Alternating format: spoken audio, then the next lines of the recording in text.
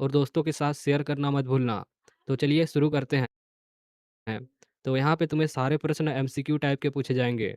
अब चलते हैं सवाल पे। तो यहाँ पे तुम्हें पहला सवाल पूछा है, फ्रांस की मुद्रा की इकाई लिब्रे को किस वर्ष समाप्त कर दिया गया? ऑप्शन 1 पे दिया हुआ है 1774, ऑप्शन 2 पे दिया हुआ है 1715, ऑप्शन 3 पे दिया हुआ है 1789, ऑप्शन 4 पे दिया हुआ है 1794। तो इसका राइट उत्तर हो जाएगा बच्चों ऑप्शन नंबर 4, यानी कि 1794 में लिब्रे को समाप्त कर दिया गया। तो ऑप्शन नंबर 4 इसका राइट उत्तर हो जाएगा। अब चलते हैं सवाल नंबर सेकंड में। तो सवाल नंबर सेकंड में तुम्हें पूछा है, फ्रांसीसी सरकार करों में वृद्धि के लिए बाध्य क्यों हो गई थी? ऑप्शन 1 पे दिया हुआ है बढ़ते जा रहे कर्ज को चुकाने के लिए, ऑप्शन 2 सेना के लिए, ऑप्शन 4 इनमें से सभी। तो बच्चों फ्रांसीसी सरकार करों में वृद्धि का कारण था बढ़ते जा रहे कर्ज, सेना के रखरखाव, राजदरबार तथा सरकारी कार्यालयों को चलाने के लिए। यानी कि बच्चों इन तीनों ही कारण था करों में वृद्धि का। तो ऑप्शन नंबर 4 इनमें से सभी इसका राइट उत्तर हो जाएगा। अब चलते हैं सवाल नंबर 3 में। तो सवाल नंबर 3 में तुम्हें पूछा है, फ्रांस की पूरी आबादी का लगभग 90% कौन लोग थे? ऑप्शन 1 किसान, ऑप्शन 2 पादरी, ऑप्शन 3 वकील, ऑप्शन 4 अमीर। तो बच्चों फ्रांस की पूरी आबादी का लगभग 90% लोग कौन थे? किसान थे। यानी कि ऑप्शन नंबर 1 इसका राइट उत्तर हो जाएगा प्रश्न 3 का। अब चलते हैं सवाल नंबर 4 में। तो सवाल नंबर 4 में तुम्हें पूछा है, 1748 में the spirit of the laws की रचना किसने की थी? Option 1 Rousseau, option 2 Marx, option 3 Montesquieu, option 4 Mirabeau. तो इसका राइट उत्तर है बच्चों the spirit of the laws किसके द्वारा लिखा गया था? मोंतेस्क्यू के द्वारा। यानी कि ऑप्शन नंबर 3 इसका राइट उत्तर हो जाएगा। अब चलते हैं सवाल नंबर 5 में। तो सवाल नंबर 5 में तुम्हें पूछा है, जब 1791 में फ्रांस की नेशनल असेंबली में संविधान का प्रारूप पूरा कर लिया, तो इसका मुख्य उद्देश्य क्या था?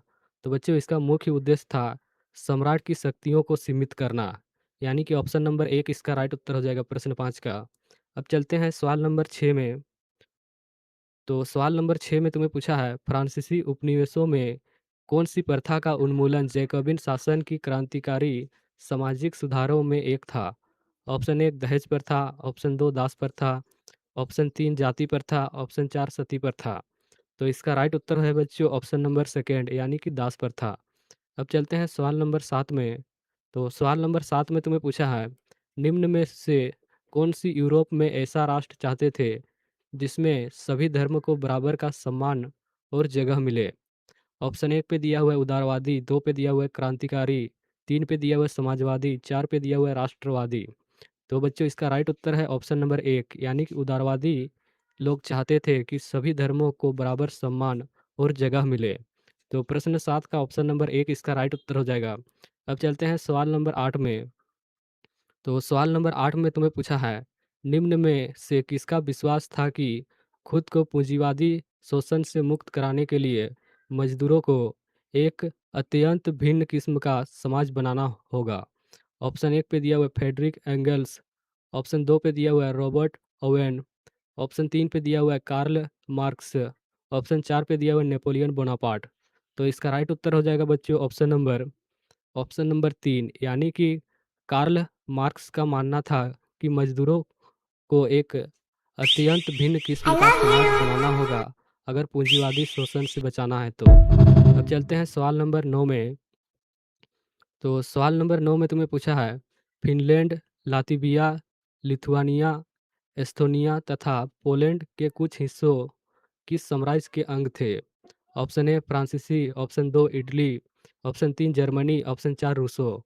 तो इसका राइट उत्तर हो जाएगा बच्चों ऑप्शन नंबर 4, यानी कि रूसी। अब चलते हैं सवाल नंबर 10 में, जहाँ पे तुम्हें पूछा है, मार्क्स के विचारों को मानने वाले समाजवादियों ने 1898 में किस पार्टी का गठन किया था? ऑप्शन 1 समाजवादी क्रांति party, option 2 Russian social democratic workers party, option 3 labour party, option 4 इनमें से कोई नहीं। तो इसका राइट उत्तर है बच्चों ऑप्शन नंबर 2, यानी कि Russian social democratic workers party का स्थापना हुआ था मार्कस के विचारों को मानने वाले से। तो ऑप्शन नंबर 2 इसका राइट उत्तर हो जाएगा। अब चलते हैं सवाल नंबर 11 में, जहाँ पे तुम्हें पूछा है, 1914 में दो यूरोपीय गठबंधन के बीच युद्ध छिड़ गया। एक खेमे में जर्मनी, ऑस्ट्रिया और तुर्की थे, तो दूसरे खेमे में कौन-कौन थे? फ्रांस, ब्रिटेन, रूस। Option 2 France, Greece, Denmark. Option 3 France, Holland, Bulgaria. Option 4 France, Switzerland, Iceland. तो दूसरे खेमे में थे बच्चों कौन? फ्रांस फ्रांस, ब्रिटेन और रूस, यानी कि ऑप्शन नंबर 1 इसका राइट उत्तर हो जाएगा। अब चलते हैं सवाल नंबर 12 में, जहाँ पे तुम्हें पूछा है, पूर्वांतर देशांतर रेखा जो भारत की मानक मानक यंत्र रेखा मानी जाती है, वह भारत के किस राज्य और शहर से होकर गुजरती है? Option 1 Uttar Pradesh Mirzapur. Option 2 Bihar I Patna. love you. Option 4 Gujarat Gandhinagar. Option 3 Jharkhand Ranchi. तो इसका राइट उत्तर हो जाएगा बच्चों ऑप्शन नंबर 1, यानी कि उत्तर प्रदेश मिर्ज़ापुर। अब चलते हैं सवाल नंबर 13 में। तो सवाल नंबर 13 में तुम्हें पूछा है, पश्चिम में यूरोपीय देशों एवं पूर्वी एशियाई देशों को कौन-सा सागर मिलाती है? ऑप्शन 1 अंटार्कटिका महासागर। ऑप्शन 2 प्रशांत महासागर। ऑप्शन 3 हिंद महासागर। ऑप्शन 4 अंटार्कटिका महासागर। तो इसका राइट उत्तर हो जाएगा बच्चों ऑप्शन नंबर 3, यानी कि हिंद महासागर पूर्वी यूरोपीय देश एवं पूर्वी एशियाई देशों को मिलाती है हिंद महासागर। तो ऑप्शन नंबर 3 इसका राइट उत्तर हो जाएगा। अब चलते हैं सवाल नंबर 14 में, जहाँ पे तुम्हें पूछा है, भारत की भूमि की सीमाएं उत्तर पश्चिमी में किस देश के साथ जुड़ी है? ऑप्शन 1 पाकिस्तान एवं अफगानिस्तान। ऑप्शन 2 नेपाल एवं भूटान। ऑप्शन 3 म्यांमार एवं बांग्लादेश। ऑप्शन 4 पाकिस्तान एवं चीन। तो I इसका राइट उत्तर है बच्चों love you. ऑप्शन नंबर 1, यानी कि पाकिस्तान एवं अफगानिस्तान। अब चलते हैं सवाल नंबर 15 में, जहाँ पे तुम्हें पूछा है, सतलुज एवं सिंधु के बीच स्थित हिमालय के भाग को किस नाम से जाना जाता है?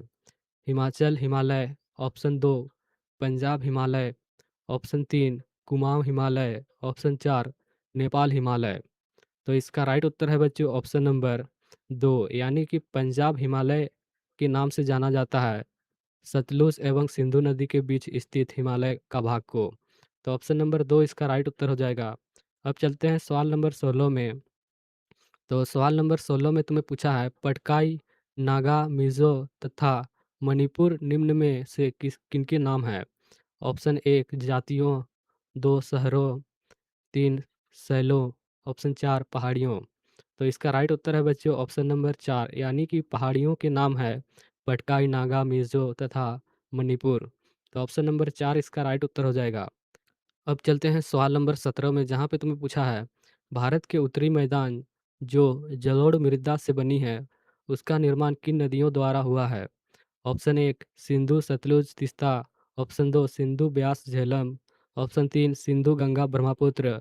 ऑप्शन 4 सिंधु रावी चेनाब। तो बच्चों उत्तरी मैदान बना है किन नदियों से? सिंधु गंगा ब्रह्मपुत्र, यानी कि ऑप्शन नंबर 3 इसका राइट उत्तर हो जाएगा। अब चलते हैं सवाल नंबर 18 में।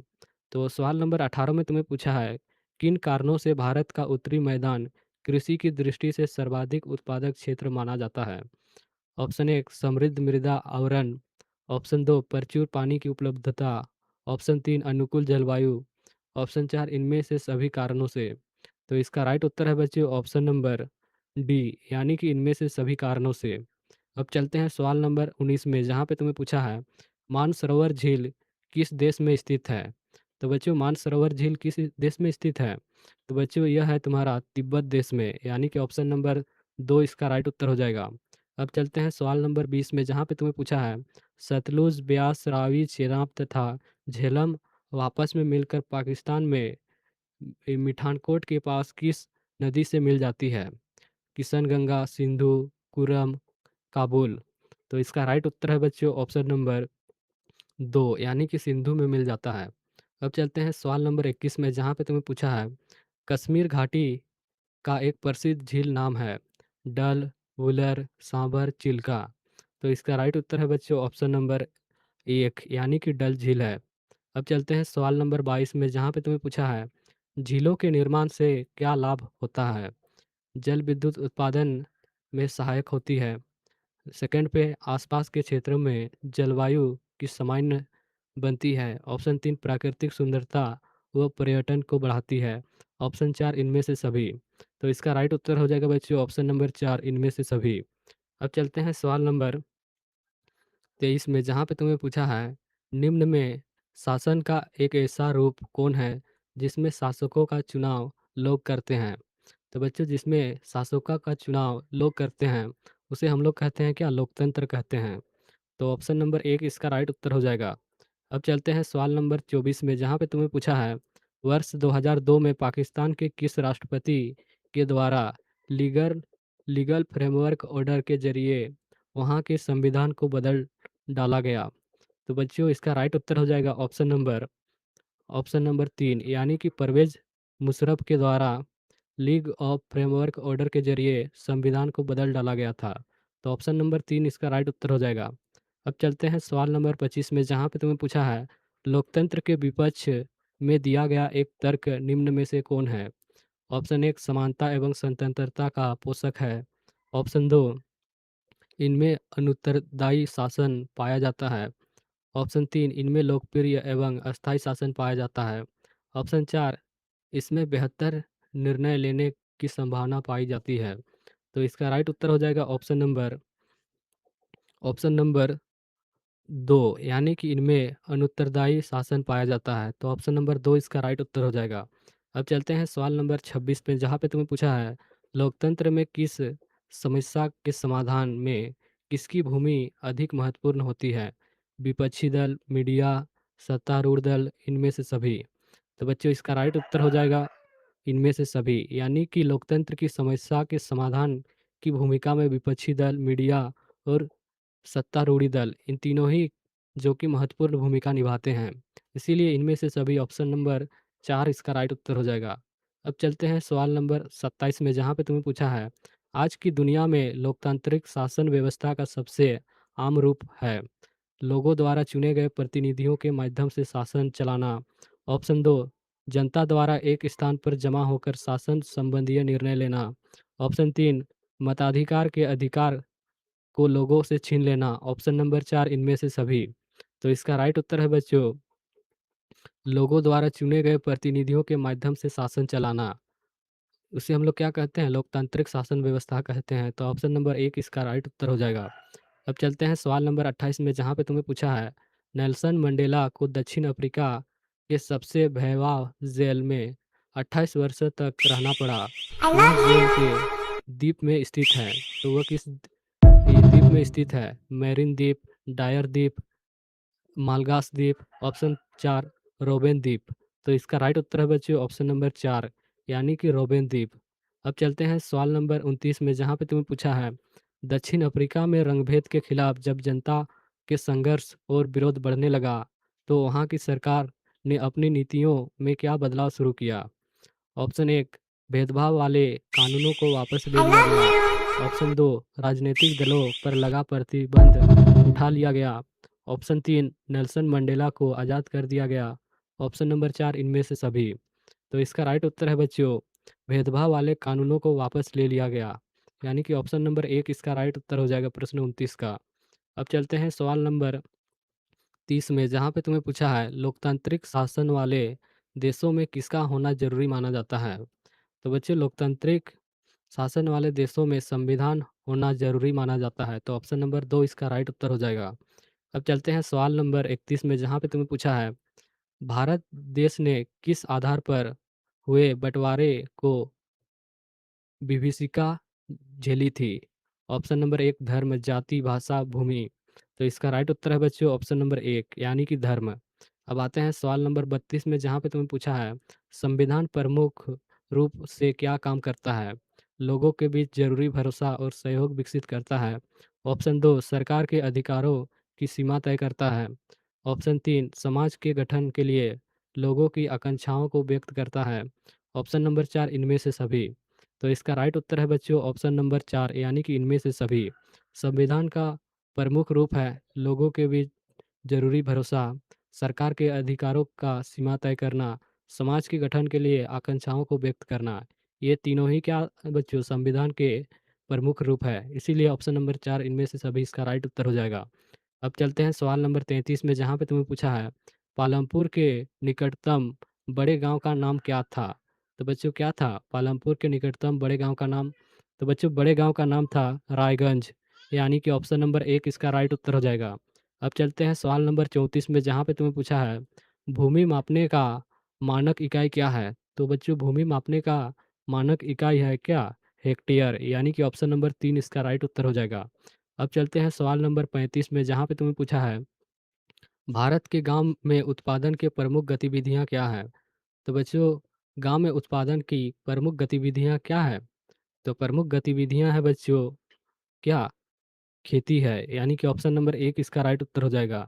अब चलते हैं सवाल नंबर 36 में, जहाँ पे तुमने पूछा है, लघु विनिर्माण, परिवहन, दुकान, डेयरी किस प्रकार की क्रियाएँ हैं? तो बच्चों ये किस प्रकार की क्रियाएँ हैं? तो ये है गैर कृषि क्रियाएँ, यानी कि ऑप्शन नंबर 1 इसका राइट उत्तर हो जाएगा।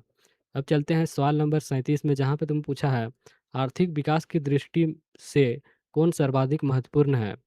तो स तो ऑप्शन 1 पे दिया हुआ प्राकृतिक संसाधन, 2 पे दिया हुआ मानवीय पूँजी, ऑप्शन 3 पे दिया हुआ भौतिक पूँजी, ऑप्शन 4 पे दिया हुआ इनमें से कोई नहीं। तो इसका राइट उत्तर हो जाएगा ऑप्शन नंबर 2, यानी कि मानवीय पूँजी। अब चलते हैं सवाल नंबर 38 में, जहाँ पे तुम्हें पूछा है, निम्न में कौन से कारक जनसंख्या की गुणवत्ता को बढ़ाता है? ऑप्शन 1 साक्षरता दर, ऑप्शन 2 लोगों का स्वास्थ्य, ऑप्शन 3 कौशल निर्माण, ऑप्शन 4 इनमें से सभी। तो इसका राइट उत्तर है ऑप्शन नंबर 4, यानी कि इनमें से सभी। अब आते हैं सवाल नंबर 39 पे, जहाँ पे तुम्हें पूछा है, ऐतिहासिक और सांस्कृतिक कारणों से परिवार में महिलाओं और पुरुषों के बीच किसका विभाजन हुआ रहता है? तो बच्चों इसका राइट उत्तर हो जाएगा ऑप्शन नंबर 3, यानी कि श्रम का। अब आते हैं लास्ट प्रश्न पे, जहाँ पे तुम्हें पूछा है, किस प्रकार की जनसंख्या अर्थव्यवस्था पर बोझ होती है? निरक्षर, अस्वस्थ, साक्षर, स्वस्थ, ऑप्शन 3 कौशल निर्माण, ऑप्शन नंबर 4 इनमें से कोई नहीं। तो इसका राइट उत्तर है बच्चों ऑप्शन नंबर 1, निरक्षर और अस्वस्थ जनसंख्या वृद्धि पर बोझ होती है। तो ऑप्शन नंबर 1 इसका राइट उत्तर हो जाएगा। अगर वीडियो के अंत तक बने हो तो चैनल को सब्सक्राइब कर, वीडियो को लाइक और दोस्तों के साथ शेयर करना मत भूलना। मिलते हैं एक और नए वीडियो को लेकर, तब तक के लिए okay bye, take care, bye bye.